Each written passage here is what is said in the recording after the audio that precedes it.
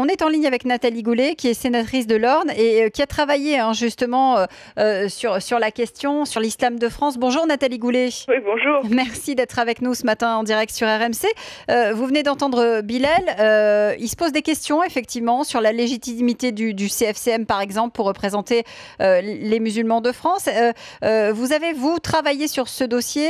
Vous avez même fait un rapport au Sénat. Oui, absolument.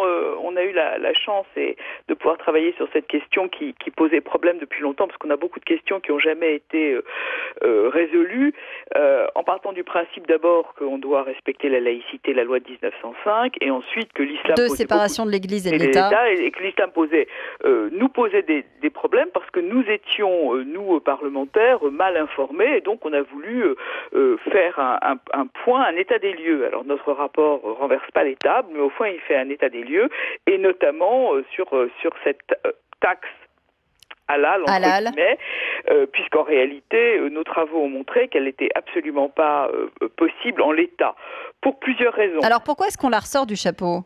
Non, mais parce que les gens n'ont pas travaillé. Parce que une taxe, ça suppose qu'il faut une assiette.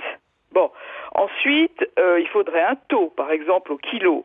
Et ensuite, ça pose des problèmes majeurs, notamment d'égalité devant l'impôt. Donc la taxe en tant que telle n'est pas possible. Alors il y a plusieurs problèmes.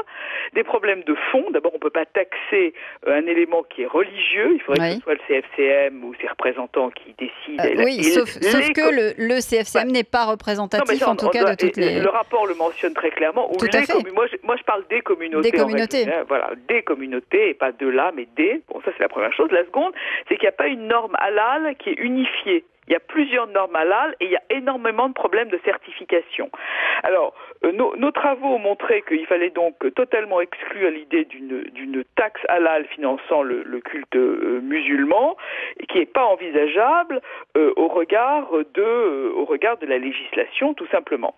Alors, en revanche, ce que nos travaux ont montré, c'est qu'une redevance privée pour services rendus, comme ce qui se passe pour le casher, serait possible. Oui. Mais sa mise en place et de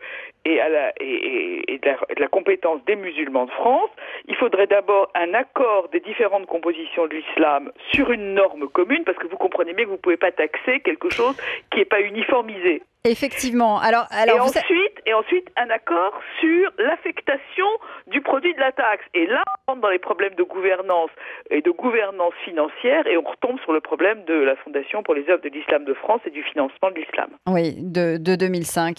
Ouais. Nathalie Goulet, ne bougez pas. C'est intéressant ce que vous venez de nous expliquer. Vous parliez de la taxe. Alors, je dis taxe qui est mise en place sur redevance sur le casher. Oui. Précisément, David nous appelle de Seine-Saint-Denis. Il dit, chez nous, les Juifs, on gère, on autogère. Bonjour David. David, vous êtes avec nous ? Ah, bon, on a perdu David. Mais moi, je connais très bien le sujet, on peut en parler.